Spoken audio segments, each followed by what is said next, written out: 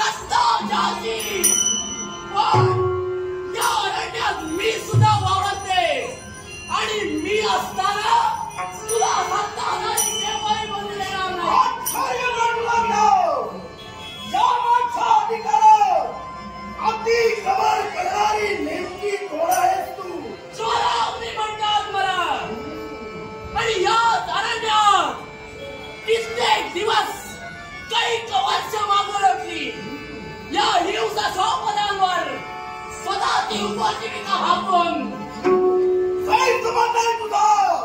कारण या अरण्यात वास्तव्य असताना काही हिंसा